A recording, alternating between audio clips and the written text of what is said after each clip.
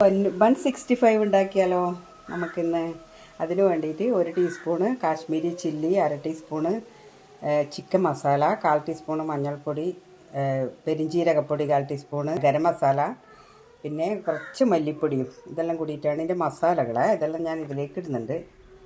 പിന്നെ വേണ്ടുന്നത് 1.5 table spoon കടലപ്പൊടി എടുത്തിട്ടുണ്ട്, 1/2 ടേബിൾ സ്പൂണ് അരിപ്പൊടി എടുത്തിട്ടുണ്ട്. ഇതിന് ഇത്രയും വേണമെന്നറിയില്ല, അപ്പോൾ അതിനനുസരിച്ച് നമുക്കിടാം.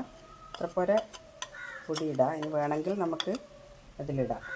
പിന്നെ വേണ്ടുന്നത് ഇതാ കുറച്ച് മല്ലിയില ചെറുതായി അരിഞ്ഞത്, കറിവേപ്പില, ജിഞ്ചർ ഗാർലിക് പേസ്റ്റ് 1/4 ടീസ്പൂണ്, ഒരു പച്ചമുളകാണ്, ഇത് ഒരു ചെറുതായി അരിഞ്ഞതാണ്, ഇത് ഇതിലേക്ക് ഇടുന്നുണ്ട്. പിന്നെ വേണ്ടുന്ന പാകത്തിന് ഉപ്പാണ്. പിന്നെ വേണ്ടുന്നത് ഒരു മുട്ടയാണ്, അത് ഒഴിക്കുക.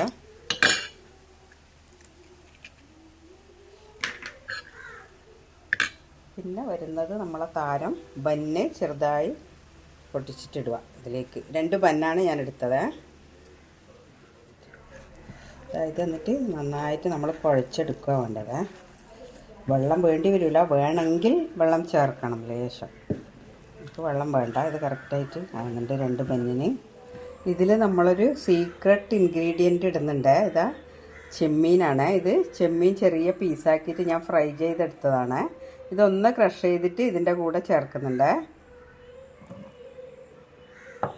ഇതാ ഇത് ഞാൻ ക്രഷ് ചെയ്തെടുത്തത് ചെമ്മീൻ. നമുക്കിതെല്ലാം കൂടെ ഒന്ന് മിക്സാക്കാം.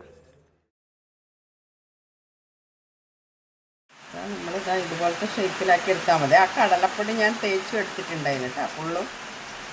ഇതുപോലെ അങ്ങനെ ഷേപ്പിൽ വേണ്ട, അങ്ങനെ ആക്കിയിട്ടൊക്കെ ഇനി ആക്കി വെച്ചാൽ നമുക്ക് വേഗം എണ്ണയിലിട്ടിടാം. നമുക്ക് എണ്ണയിലിട്ട് കൊടുക്കാം.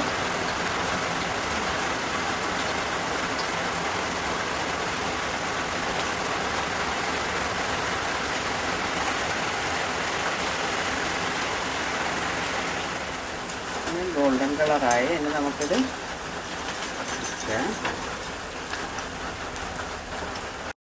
നമ്മുടെ ബൺ 65 റെഡി.